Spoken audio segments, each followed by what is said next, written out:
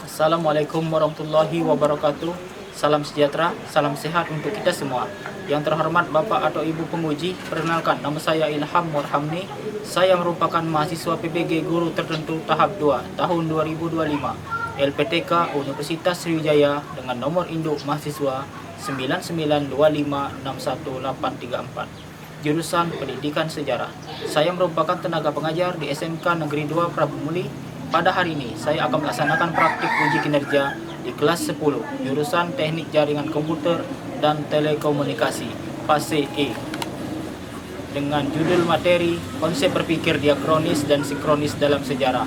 Sekian dan terima kasih. Wassalamualaikum warahmatullahi wabarakatuh. Assalamualaikum warahmatullahi wabarakatuh.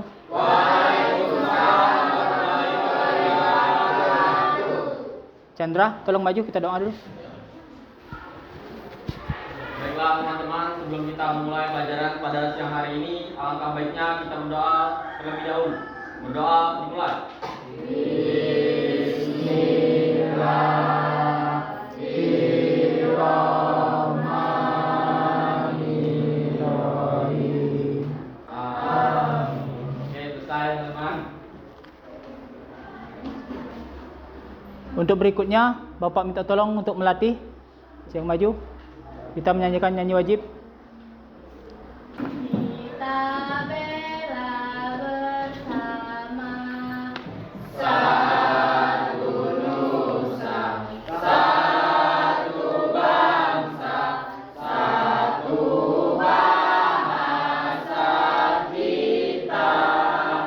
Untuk selanjutnya Bapak akan memeriksa kehadiran Ahmad Bekam, Ali Firdaus, sakit, Anissa Al Mukaromah, Chandra Saputra, Hadir.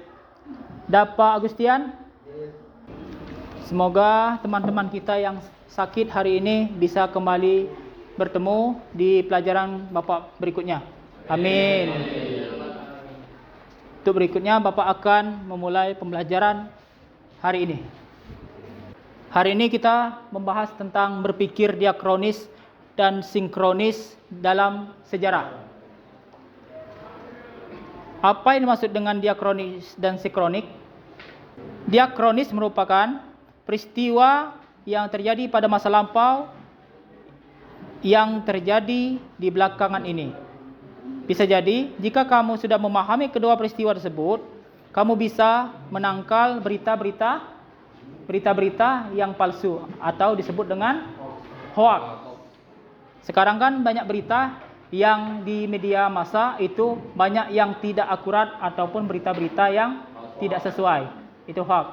Kalau kita bisa mencari informasi dengan diakronis, kita tahu asal muasal cerita tersebut dan mencari kebenaran dari cerita tersebut dan tidak terperdaya oleh berita hoax yang terjadi. Sementara kalau diakronis berasal dari bahasa Latin, yaitu bahasa Yunani, yaitu melampaui, atau kronis yaitu waktu. Bisa diartikan bahwa diakronis menjelaskan sebagai peristiwa masa lalu dengan rentang waktu yang panjang. Kejadian di tahun 90 bisa terulang lagi di tahun 2025. Itu ceritanya. Oke, kita mulai dengan tujuan pembelajaran. Menjelaskan konsep diakronis dan sinkronis. Diakronis tadi apa? Besi? Diakronis ialah peristiwa yang terjadi di masa lampau. Kalau sinkronis?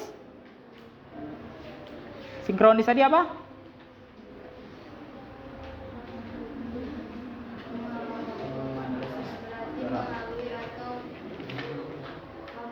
Waktu yang berhubungan dengan rentan waktu dari tahun tersebut sampai tahun sekarang masih tergunakan. Oke. Di pelajaran berikutnya, apakah kalian pernah mendengar cerita sejarah? Pernah? Raka Julian pernah? Apa itu? Cerita sejarah. yaitu hal-hal yang berhubungan dengan manusia. Ya. Kalau berhubungan dengan alam disebut dengan geografi. Itu berhubungan dengan alam, situasi dan keadaan, ya. Apakah di dalam cerita sejarah yang kalian dengar terdapat kronologi kejadian? Andaikan di tahun 1990, andaikan di tahun 1995 kejadian tersebut terjadi dan terulang lagi di tahun 2025. Oke, untuk selanjutnya, kalau seandainya kalian sudah paham, Bapak akan masuk ke pembelajaran berikutnya, yaitu ice breaking. Di sini ada perintah yang akan Bapak jelaskan. Tolong perhatian. Amatilah setiap gambar dengan teliti. Ada 7 gambar, nak. Yang pertama, tebaklah isi gambar yang dimaksud.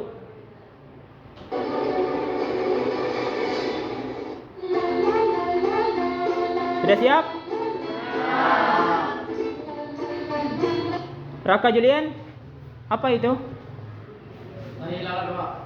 Tahi lalat, apakah benar?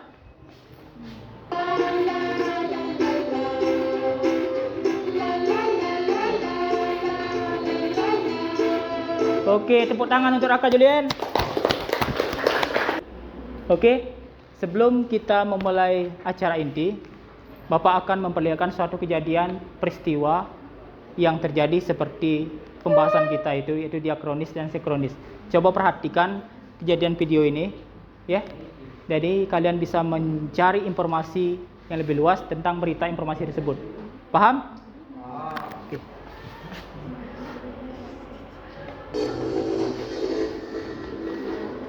Taman Nasional Bromo Tengger Semeru atau TNBTS Jawa Timur dilanda kebakaran hutan dan lahan pada Rabu 6 September 2023.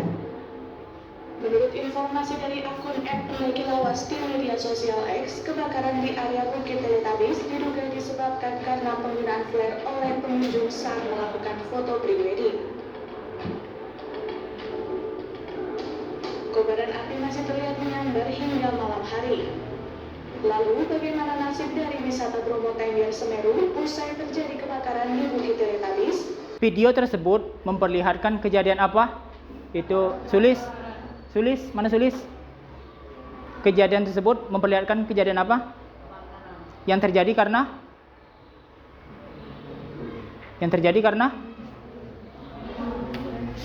karena kebakaran hutan. Jadi, peristiwa itu terjadi karena ada sebab akibat yang disebabkan kejadian dilakukan oleh pelaku, yaitu manusia. Hal yang terjadi tersebut disebabkan oleh sebab akibat yang bisa dikategorikan kita diakronis, ialah memberikan akibat yang disebabkan oleh perilaku manusia tersebut, ya.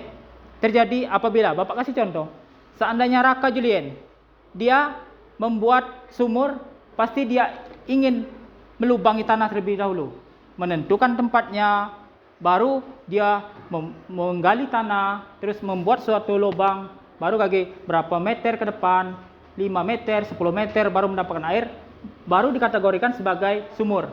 Itu bisa dikategorikan sebagai diakronis. Sementara sinkronis itu pengulangan kejadian peristiwa yang terjadi di masa lalu dengan rentang waktu yang tertentu, ya. Misalnya dari tahun 90 sampai 2020, atau dari tahun 95 sampai tahun 2025. Ya, paham? Oke. Selanjutnya, Bapak sudah membagi kelompok sesuai kelompok kalian masing-masing. Kelompok 1 angkat tangan. Berapa orang? 5 orang. Kelompok 2? 5 orang. Kelompok 3? 5 orang. Kelompok 4? 5 orang. Kita berjumlah 20 orang. Oke. Bapak akan membagikan LKPD soal latihan kalian. Sebelum menjawab pertanyaan LKPD ini, kalian silahkan membaca soal-soal yang akan Bapak berikan, ya. Jadi kalau urutan nomor 1 jawab nomor 1. Ya, soal nomor 2 jawab nomor 2. Selanjutnya sampai akhirnya.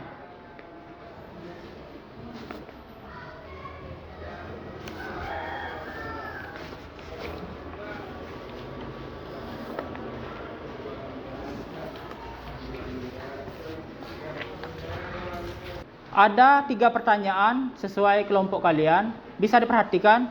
Kelompok 1 soalnya, kelompok 1 dan kelompok 3 soalnya apa?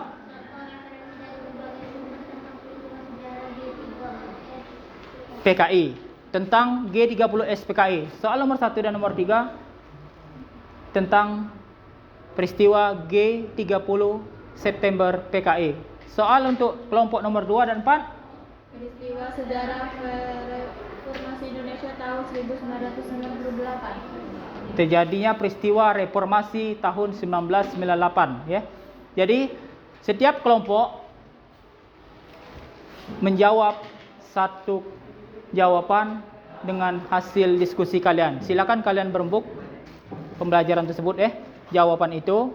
Bikin kelompok sesuai nama kalian. Kelompok 1 Chandra dan kawan-kawan, kelompok 2 Sipa, kelompok 3 Wesi dengan kawan-kawan, kelompok 4 Helistri ya dengan kawan-kawan ya. Silakan kerjakan di lembar jawaban tersebut. Ya.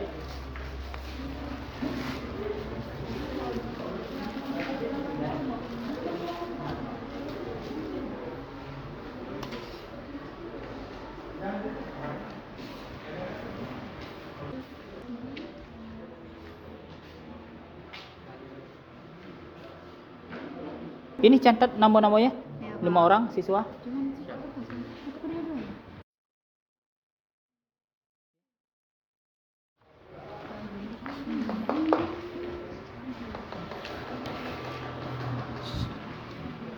Kelompok 4, apakah paham? Ini bikin satu aja. Ini sesuai nama kelompoknya. Elistri. Nah, ya. Jawab di sini. Di belakang juga boleh. Di belakang. Jawaban nomor 1, 2, 3. Yuk.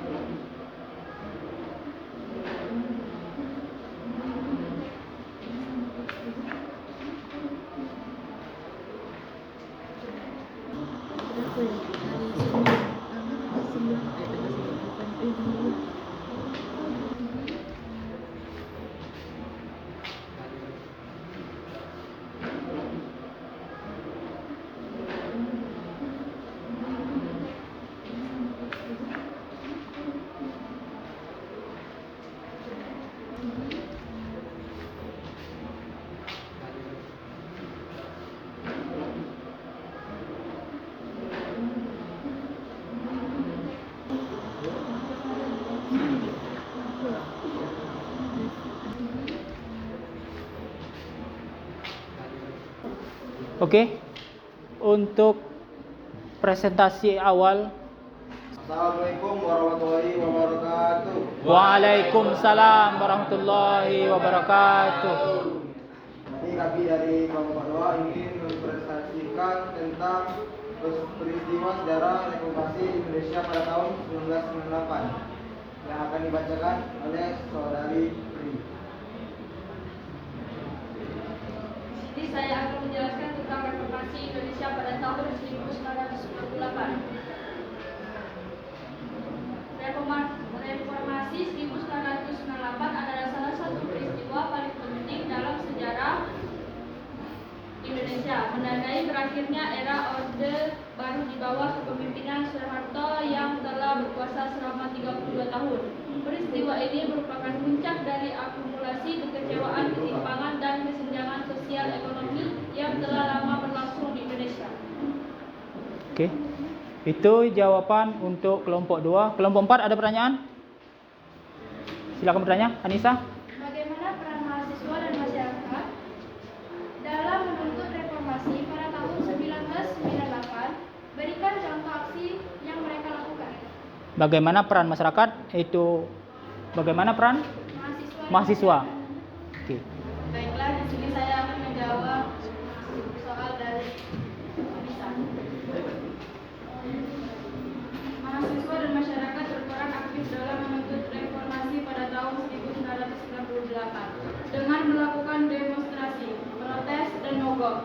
Contoh aksi yang mereka lakukan adalah demonstrasi mahasiswa di berbagai kota, termasuk Jakarta, yang menuntut perubahan politik dan ekonomi. Ya, Anissa sudah? Oke. Silakan. Mungkin itu saja presentasi dari kelompok kami. Telah mengakhiri. Assalamualaikum warahmatullahi wabarakatuh. Waalaikumsalam warahmatullahi wabarakatuh. Tepuk tangan kelompok 2. Oke. Di sini dari setiap kelompok ada 2 materi pembahasan yang kita pelajari, yaitu masalah tentang pergerakan peristiwa G30 September atau dengan G30 SPKI. Apa itu G30 SPKI? Peristiwa G30 SPKI adalah kejadian nyata yang terjadi pada tanggal 30 September hingga 1 Oktober 1965, termasuk penculikan dan pembunuhan 6 perwira tinggi TNI Angkatan Darat. Oke, Sulis. Siapakah 6 orang tersebut? Siapakah 6 orang tersebut? 6 jenderal. Saya Ya. Sulis dulu.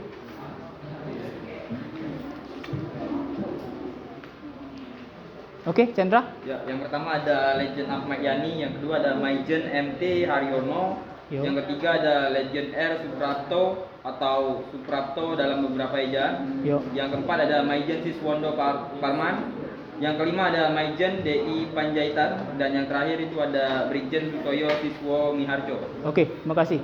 Untuk kelompok 2, Beckham, peristiwa tahun 1998, apa yang terjadi pada tahun tersebut?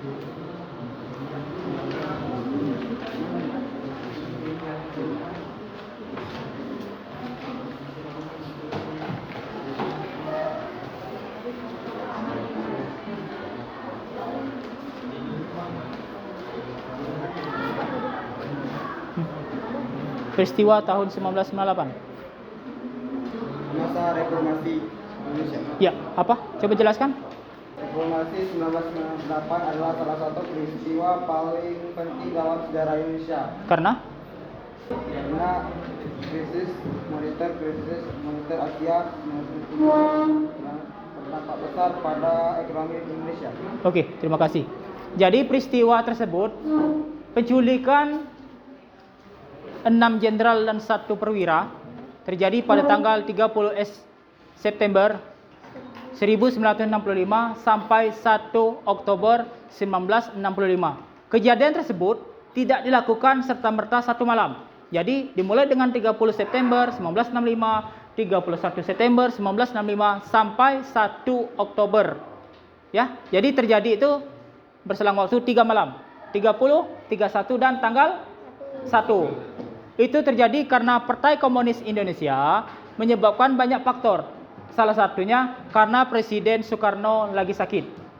Karena istilahnya bisa dikategorikan Presiden Soekarno mengalami kekosongan vakum kekuasaan. Jadi Indonesia tidak ada yang melihat secara langsung, ya. Paham?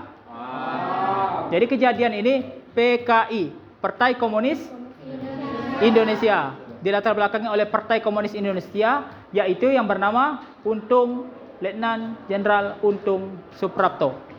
Ya, paham? Oke, untuk yang kedua, di tahun peristiwa kejadian tahun 1998 terjadinya pemberontakan besar-besaran oleh Indonesia karena terjadi peristiwa krisis moneter. Ada yang tahu krisis moneter? Apa? Krisis moneter ialah penurunan anjlok harga rupiah terhadap dolar ataupun mata uang lain yang mengakibatkan terjadinya ekonomi Indonesia yang sangat-sangat luar biasa. Bahkan Bank Indonesia pun kesulitan untuk mengeluarkan mata uang Indonesia karena ekonomi Indonesia sangat sulit. Bahkan banyak masyarakat yang hidup di Indonesia di bawah taraf kemiskinan, mereka hanya makan bukan nasi lagi tapi gabah, istilahnya padi yang tidak bisa seharusnya dimakan. Paham? Nah, kejadian tersebut mengakibatkan masyarakat maupun mahasiswa turun ke jalan dan mereka menyerang masyarakat Tionghoa. Ada yang tahu Tionghoa? Masyarakat Cina. Ya? Paham di sini? Jadi terjadinya peristiwa tersebut, dan yang kedua, mereka menghendaki ekonomi Indonesia yang lebih baik karena ekonomi kita lagi krisis Yang ketiga yaitu ingin penggulingan Presiden Soeharto.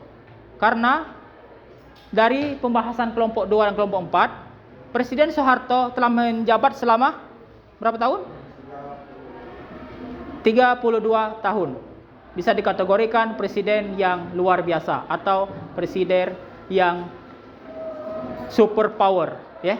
Jadi di Indonesia hanya Presiden Soeharto yang menjabat masa jabatan 32 tahun. Paham? Oke. Silakan kumpulkan tugas.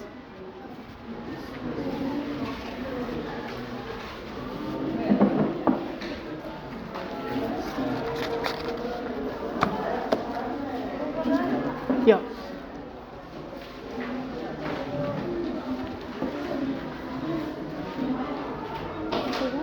Yuk, kumpulkan. Oke, setiap kelompok untuk membuat kesimpulan dari materi yang kalian bahas tersebut, yang kalian bahas tadi, ya.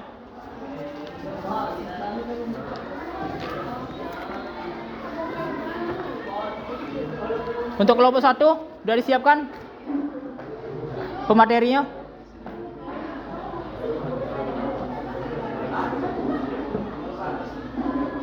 Ya, kesimpulannya. Silakan berdiri dulu. Silakan berdiri. Silakan berdiri, Chandra. Chandra, ya. Silakan. Simpulnya, silakan singkat padat. Coba jelaskan. Oke, kesimpulan dari penjelasan peristiwa G30 SPKI adalah jadi kesimpulan yang dapat kami ambil daripada pelajaran yang hari ini adalah kekosongan kekuasaan jika tidak diambil akan dapat merusak ekonomi. Ya, terima kasih untuk kelompok 1. Kelompok 2, silakan berdiri. Reformasi Indonesia pada tahun 1998 merupakan peristiwa bersejarah yang menandai berakhirnya era Orde Baru dan dimulainya era baru dalam sejarah Indonesia. Oke, terima kasih. Jadi, pembahasan kita hari ini, kita bisa menarik kesimpulan dari peristiwa G30 SPKI dan peristiwa tahun 1998. Untuk latihan minggu depan, silakan. Bapak akan bagikan terlebih dahulu. Jangan dulu jawab, nanti Bapak jelaskan.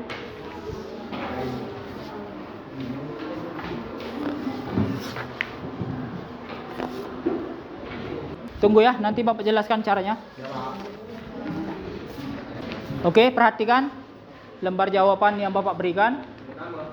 Silakan catat nama kalian terlebih dahulu. Nama kalian.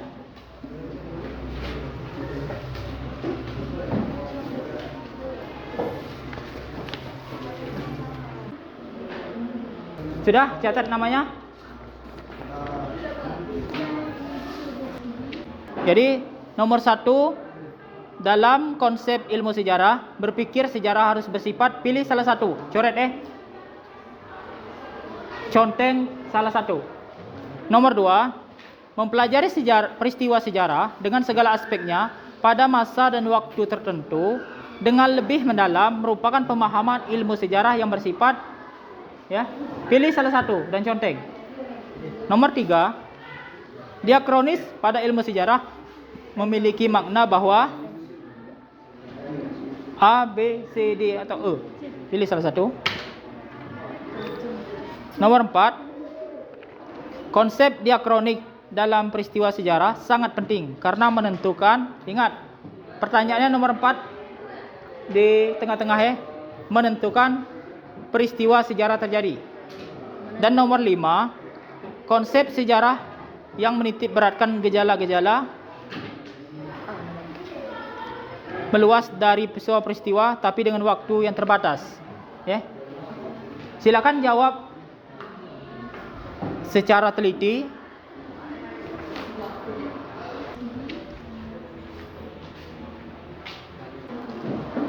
Setiap kelompok mendapatkan juga soal refleksi, ya. Itu dijawab dengan hasil pembelajaran kita hari ini, ya. Perhatikan lembar refleksi, ada 3 pertanyaan, ya. Nomor 1, apakah kamu tertarik dengan pelajaran hari ini? Ya. Nomor 2, apakah suasana kelas nyaman dalam proses belajar? Yang ketiga, apakah media pembelajaran yang digunakan menarik dan minat belajar Anda? Ya.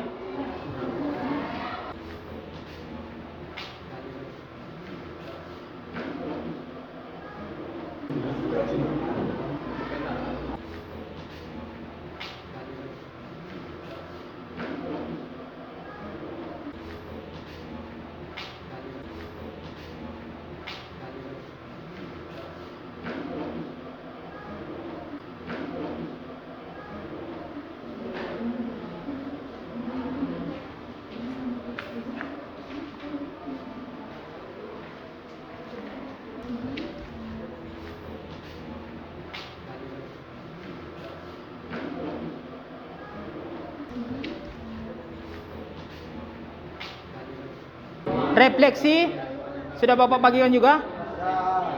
Apakah kamu tertarik dengan pelajaran hari ini? Apakah suasana kelas nyaman selama proses belajar? Apakah media pembelajaran yang digunakan menarik minat belajar Anda? Ya, kita tunggu teman lain yang belum selesai. Minggu depan kita akan belajar tentang manusia dan ruang lingkup, ya. Oke. Terlebih dahulu, seperti biasa, untuk memimpin doa, Bapak minta Gali. Silakan Gali ke depan.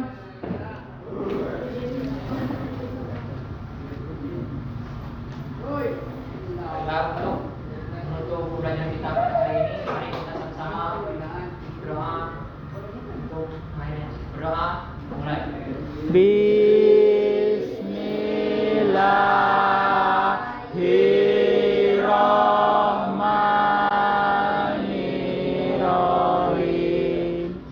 Subhanaka Allahumma wa bihamdika asyhadu an la ilaha illa anta astaghfiruka wa atubu ilaik. Amin. Terima kasih. Bapak ucapkan Assalamualaikum warahmatullahi wabarakatuh.